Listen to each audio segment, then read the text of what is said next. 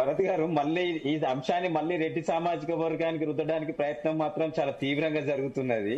మరి దీంట్లో ఏ రాజకీయ కోణం ఉందో, ఏ రాజకీయ పార్టీ కుట్ర ఉందేమో గానీ మళ్ళా దీన్ని తీసుకొచ్చి బీసీ మహిళ మీద రెడ్ల మంత్రులు, రెడ్ల రాజ్యంలో రెడ్ల అనేది అయితే చర్చ జరుగుతుందో ఇది చాలా బాధాకరం. దయచేసి పార్టీలకైనా చెప్తున్నా, మళ్ళీ ఇతర సామాజిక వర్గాలకు చెప్తున్నా, దీన్ని రాజకీయంగానే చూడాలి గానీ ఒక సామాజిక వర్గానికి అయితే ఆపాదించకూడదని నేను అనుకుంటున్నాను. Okay okay okay so thank you Charan Kaushik గారు, తాడు శ్రీనివాస్ గారు, ఉపేంద్ర గారు, అడ్వకేట్ శరత్ గారు. చూద్దాం ఏం జరుగుతుందో. కొండా సురేఖ అయితే బయటకు వచ్చి మీనాక్షి నటరాజన్, మహేష్ కుమార్ గౌడ్ ఇద్దరికి అప్పచెప్పాను, వాళ్ళే నిర్ణయిస్తారు, దీని మీద నేనేం మాట్లాడనన్నారు. కానీ కొండా సురేఖ కూతురు సుష్మితా పటేల్ మాత్రం చాలా అడ్వాన్స్డ్ గా ముఖ్యమంత్రి ఆయన కుటుంబ సభ్యుల మీద కూడా మాట్లాడారు.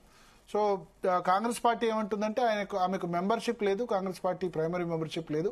కొండా సురేఖ ఆ విధంగా మాట్లాడలేదు, కొండా మురళి ఆ విధంగా మాట్లాడలేదు అంటారు. బట్ ముఖ్యమంత్రి మాత్రం చాలా ఆవేదనతో ఉన్నారు రేవంత్ రెడ్డి ఈ విషయంలో. ఆ విధంగా నా కుటుంబ సభ్యుల పేరు తీసుకుని వచ్చిన తర్వాత కూడా నేను మంత్రివర్గంలో ఎందుకు ఆమెను కొనసాగించడం అన్న ఆగ్రహంతో ఉన్నారని వర్గాలు, చాలా విశ్వసనీయ వర్గాలు చెప్తున్నాయి.